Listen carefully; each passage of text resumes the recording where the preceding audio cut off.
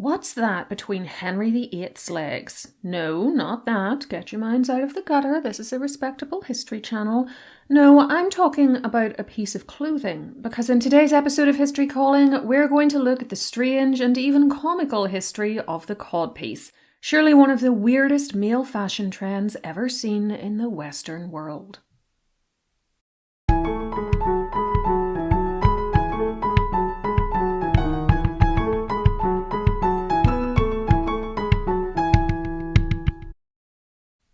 The codpiece appeared in Europe in the late 15th century and initially had a very practical function, necessitated by changing fashions in men's clothing.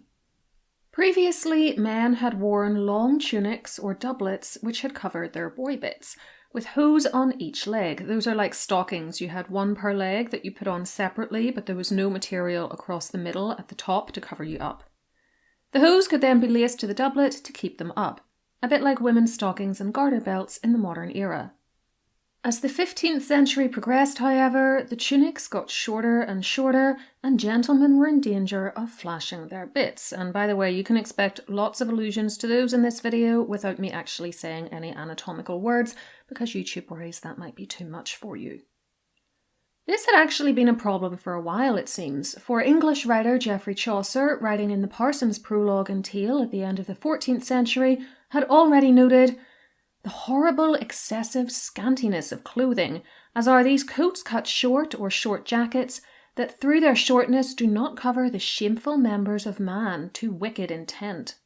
Alas, some of them show the bulge of their shape and the horrible swollen members that it seems like the malady of hernia in the wrapping of their leggings, and also the buttocks of them fair as it were the back part of a she-ape in the full of the moon. If this was an issue by the turn of the 15th century, little wonder that the problem had reached such magnitude by 1463 that the English Parliament of King Edward IV mandated that men had to cover up their privy members and their backsides. The way decided upon to solve the problem was not to bring back the fashion for longer tunics, but to add a triangular piece of material across the important area which could be unfastened from the doublet or pushed aside when it was time to go to the toilet. Historian Will Fisher writes that this kind of bagged appendage was attached as follows. The bottom corner of the triangle was sewn to the inseam of the garment, and the top two corners were attached near to the hips, either with buttons or with laces called codpiece points. Pretty soon, though, this developed into the more famous codpiece, as the triangle was stuffed with material and then ultimately replaced by increasingly large and ostentatious hollow sheaths or boxes made from woven cloth. These contained padding and stays and were eventually fashioned into all sorts of weird and wonderful shapes that made a man look like he was permanently excited, if you catch my drift. Quite how they attached and detached from the hose in order to allow urination is still unclear, as portraits don't show this mechanism, but evidently they must have been easy enough to shift. The word codpiece, by the way, was slang for men's special area. Later it meant a pouch. In France, the item was known as a braguette, which meant little brays being stocking-like leg coverings that men had previously worn under their tunics or robes, and in Italy it was called a sacco. We can see the development of the garment, if we can call it that, in contemporary art. Looking at images of men's clothing in the mid to latter half of the 15th century, we see long tunics and hose, which to us look like knee or mid-thigh length dresses and tights, appearing on both wealthy men and commoners. It's impossible to tell exactly when the codpiece first emerged, but we see it in images dated to the final quarter of that century and heading into the early 1500s, where it was quite a modest little patch that sat close to the body rather than projecting out. These images come from different areas of Europe, such as Germany, or what we'd now call Germany, and Italy, but it wasn't long before the codpiece spread to the likes of France, England, and the Netherlands. We see it appearing on some of the most famous men of the era, including King Louis XII, who died in January 1515, but who was evidently fashionable to the end if his early triangular codpiece is anything to go by. It was applied to historical and mythological figures too, as a German stained glass window of St. George dating to 1517 shows.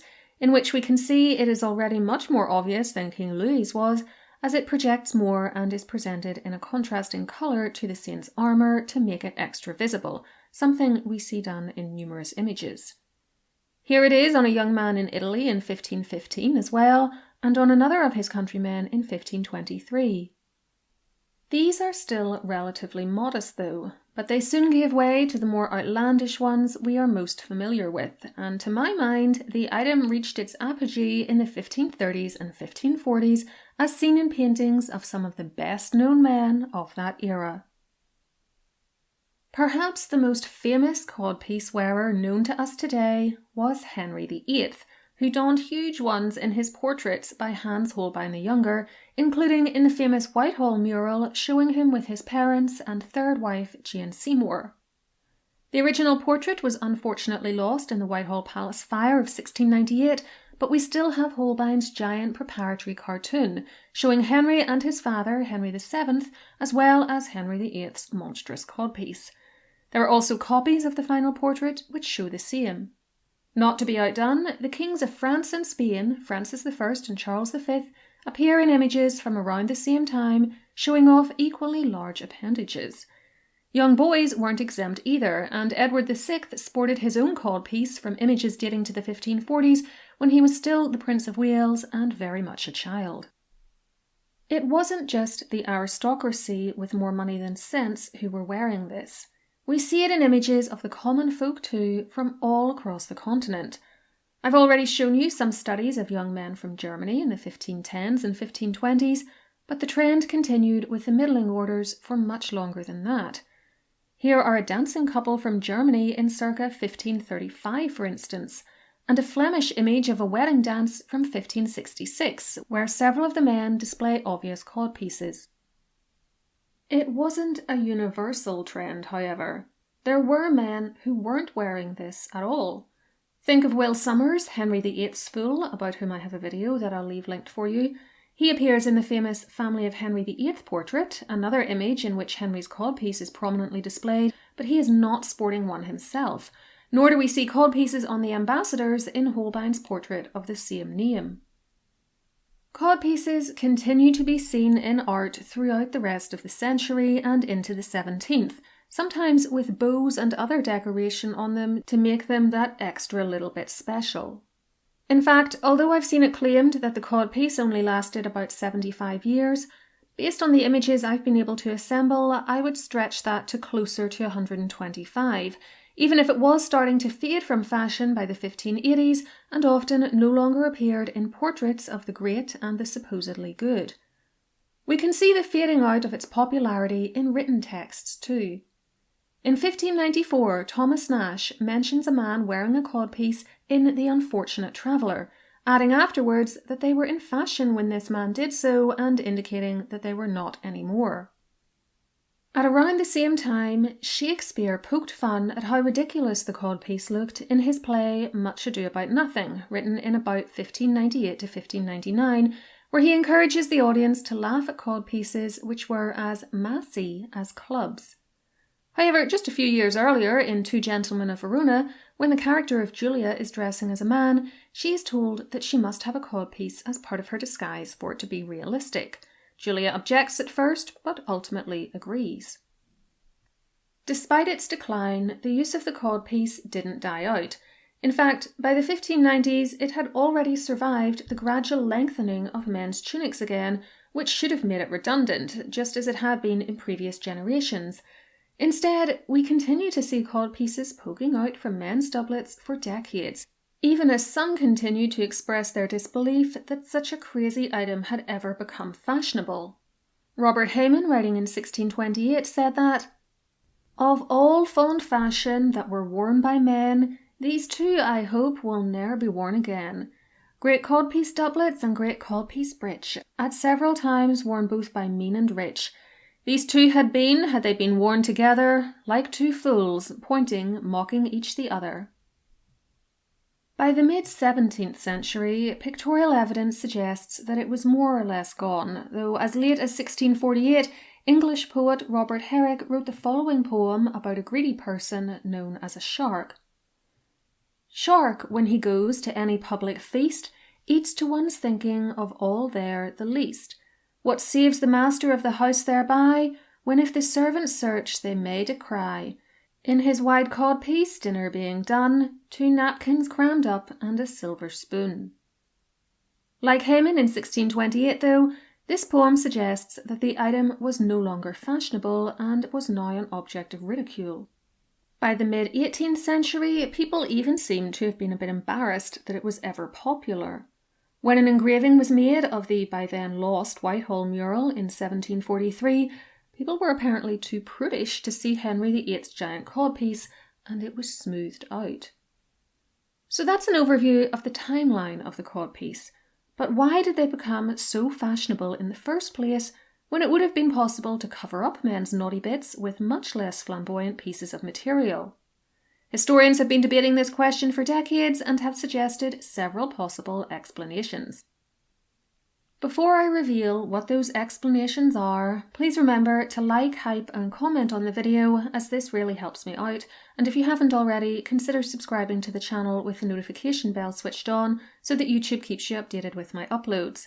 If you're already subscribed, you might also want to check your notification status, as I get people telling me sometimes that their notifications have been deactivated for no apparent reason. You can also get more from me, like members-only posts and badges next to your name in the comments, by joining as a YouTube member using the join button under videos. Alternatively, you can join my Patreon page at patreon.com/historycalling, where I release additional bonus material every week, including early access to ad-free videos and patron-only podcasts. Many of my posts there can also be purchased as one-offs too if you don't want to take out a monthly membership. I'll leave the link below, along with one to my website, historycallingofficial.com, where you can sign up to my free mailing list to get access to my newsletter and 2 complimentary downloads. Writing in 1989, Grace Q. Vickery suggested that the codpiece was introduced to hide the effects of syphilis. This illness became prevalent in Europe in the late 15th century and throughout the 16th, starting with soldiers before spreading into the general population, and it caused terrible sores on the private parts. According to this theory, the codpiece not only protected those parts from bumps and bruises, but also helped to hide the bandages wrapped around the affected area and soak up not just the pus that could emanate from burst boils, but also the ointments and other so-called medicines applied to the area. This would prevent staining of a man's other clothing. If you want to know more about the horrors of early modern medicine, by the way, I'll leave my video on that topic linked for you. There have long been rumours that Henry VIII had syphilis, though actually this is very unlikely, but they have been fueled in part by this supposed connection between the codpiece and the illness. The popularity of the codpiece must have been about more than syphilis, though. After all, no one would want to advertise that they had such a painful and ultimately deadly disease, and it is clear that plenty of men and boys wore codpieces who didn't have it. Even if this theory is correct and explains why the initial triangular pieces of cloth quickly bulked up to become codpieces, we have to accept that they somehow went from being medicinal to being a fashion item. Furthermore, this theory has been disputed by those who point out that the codpiece sat over the top of a man's bits, it didn't house them.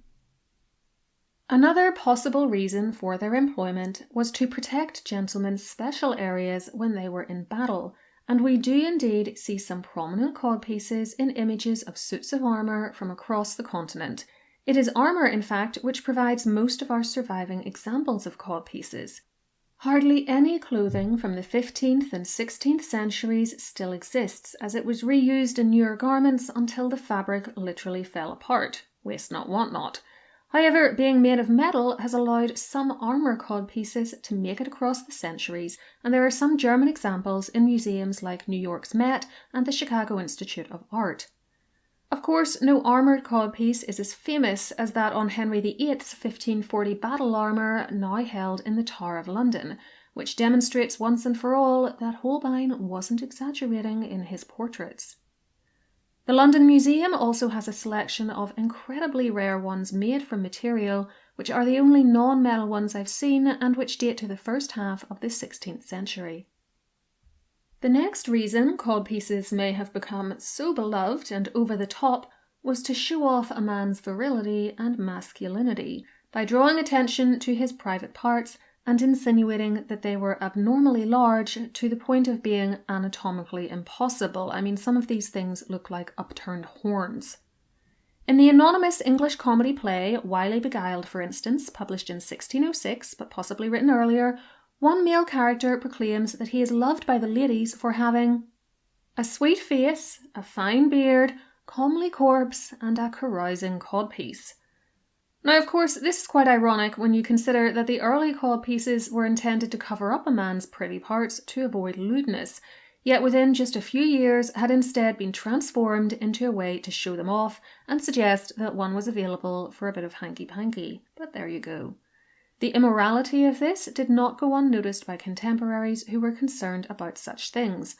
Author Lyndall Roper noted in 1994 in a book entitled Oedipus and the Devil that moralists like Musculus, who was a German theologian, author of the Hosenteufel, which was published in 1555 and which means trouser devil, condemned the codpiece not because it paraded the phallus, but because it was a form of nudity. It displayed the P, again I'm avoiding anatomical words here, to lascivious eyes, which would only too easily be incited to lust.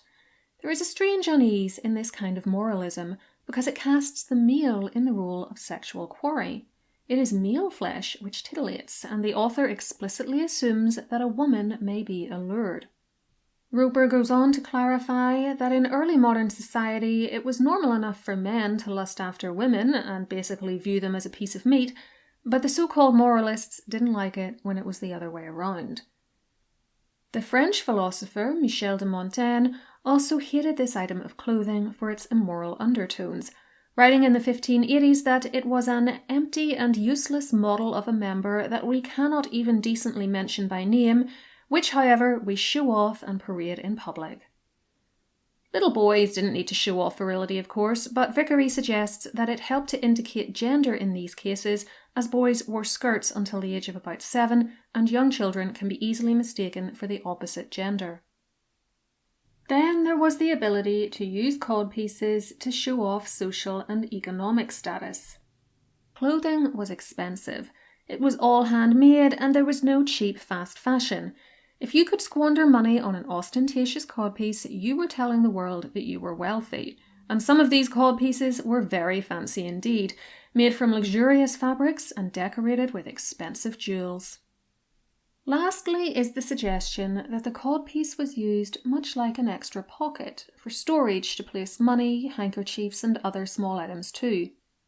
I don't doubt for 1 second that this happened, but I can't imagine items which were required quickly and without the risk of flashing one's bits at anyone in the vicinity were stored there. An actual pocket or a pouch on one's belt would be more convenient for at least some belongings. Honestly, I find the idea that men were using them to show off the size of their bits to be the most convincing, as I think this explains why codpieces became so big and so ornate. If they were there for practical reasons only, there would have been no need for them to become so ostentatious. I also think that once they were in fashion, it was simply the done thing to be seen wearing them. This might sound crazy given how daft these items look to us, but bear in mind that frizzy perms and massive shoulder pads were in style for women in the 1980s, even though they clearly weren't flattering on many, maybe even most people. But peer pressure is a strong incentive, and most people simply follow the fashion like sheep. Codpieces were, for a time, similarly fashionable despite their bizarre look. English playwright Henry Medwall's play, Fulgens and Lucrece, was staged at the end of the 15th century, just as codpieces were becoming popular, and in it one character says that a new man of fashion nowadays must have a codpiece before almost as large, and therein resteth the greatest charge. So those are some of the theories as to why codpieces became so popular and stayed in vogue for about a century. But why did they then fall from favour in the 1600s? One answer is that they just came to be seen as ridiculous. Another is that they were uncomfortable and increasingly impractical given their size. We might also look, in England at least, to the rise of the Puritans in the 17th century. Can you imagine Oliver Cromwell wearing something like this? Remember, we're talking about a group of people who felt that even Christmas was evil. Tudor-era codpieces would probably have given them heart attacks. Finally, and perhaps most likely, it may have just been down to changing fashions and the gradual emergence of garments that were more like modern trousers, with a built-in section between the two legs, meaning that a codpiece was no longer necessary to cover anything up. They may not have been worn anymore, but the codpiece remained an object of fascination for generations to come, and whether true or not, it is its association with virility and lust which has remained the most widely accepted explanation for the use of these items. In 1691, John Dunton published a book called Voyage Around the World, in which he described a visit to the Tower of London where "the most remarkable thing I saw was old Harry's codpiece," meaning Henry VIII. "It was such a sizable one that I shall never again more wonder there belonged so many wives to it." 8 years later, in 1699, Ned Ward's account of his own visit to the Tower was published in London Spy, and also gave a special call-out to this item, calling it "the codpiece of that great prince who never spared a woman in his lust."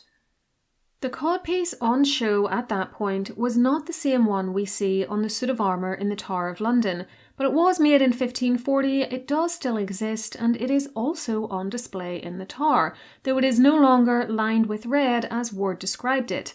This is no surprise, as it was used as a bizarre fertility talisman by the women visiting the Tower. Ward tells us that there was a common belief that "if any married woman, though she has for many years been barren, but sticks a pin in this member case, the next time she uses proper means, let her but think of her Tower pincushion, and she needs not fear conception." Of course, this all rather overlooks the fact that Henry famously had trouble begetting healthy children, but let's not worry about applying logic to this little story. I'm going to leave you with a couple of hilarious accounts of how it was displayed.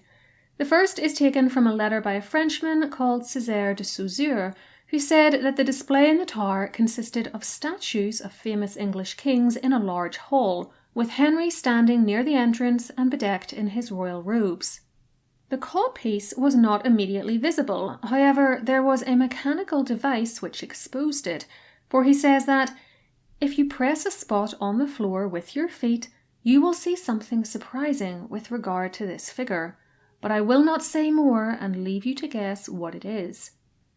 This same device was alluded to by Thomas Borman in his 1741 book Curiosities in the Tower, in which he said, "I have now told my young readers all the fine things that I know of in this pompous place, excepting one, and that's a secret which King Harry has to show, and so it must remains till they to men and women grow." This particular codpiece was eventually removed in the middle of the 18th century, having been deemed an offence to decency. In the modern era, the codpiece is so provocative and ridiculous that when period pieces are called upon to show them on the silver screen, they can't always bring themselves to commit to historical accuracy.